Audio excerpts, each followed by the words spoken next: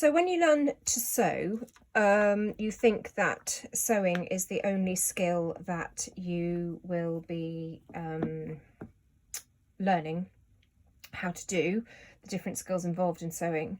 But cutting is one of the primary skills that you also need to perfect.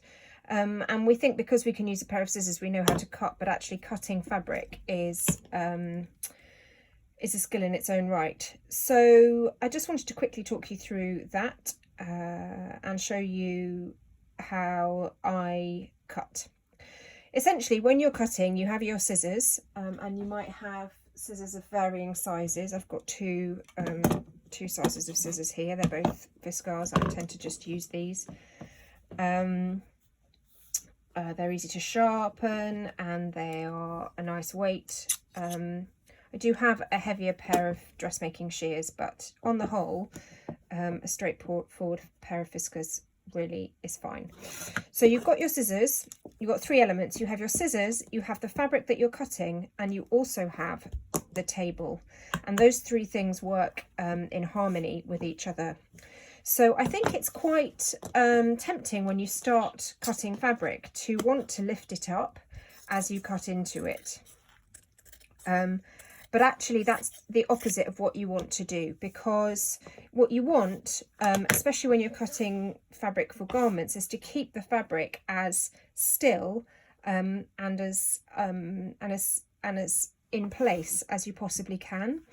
So at that point, you need to consider that the fabric stays on the table, and your hand will help the fabric stay on the table, and you are cutting into the table as you cut the fabric. No matter what shape you're cutting into the table. So the nose of your scissors should rest on the table, and the cutting motion should be as if you're going into the table. You're not lifting your scissors up and cutting like that, because if you do, your fabric is moving all over the place. And if you're using something that is an unstable fabric, like a chiffon or something that doesn't, that moves and is really kind of floppy and slidey, when you cut your pieces out, you are not going to get precision. So let me show you how that works in practice.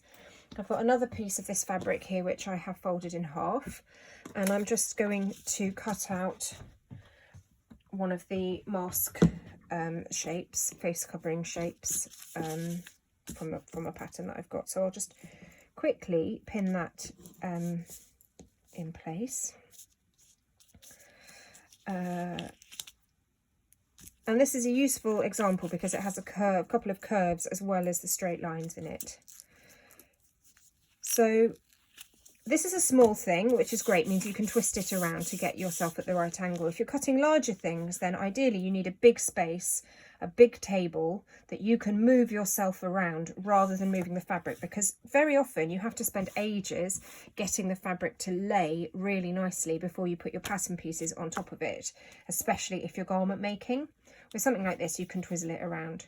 Okay, so I've pinned that on in place. My straight line, grain line, is parallel with the selvage, and also, and therefore with the threads in the fabric, as we have covered in other videos.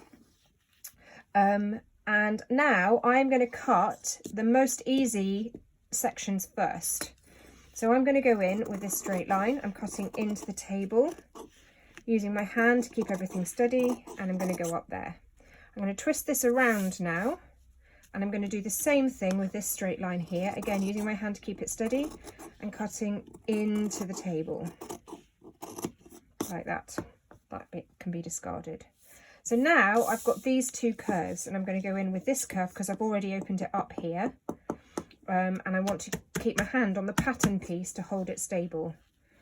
So I'm going to go in, cutting into the table, curve my scissors round like that, and then I can do this final curve again because I'm right-handed and the cutting is to the right hand of me. My left hand can keep this pattern piece steady, and I'm going to go back in there, cutting into the table like this. I'm not picking this up because can you see what happens? As soon as I pick that up, if I haven't pinned it to within an inch of its life, it's falling down.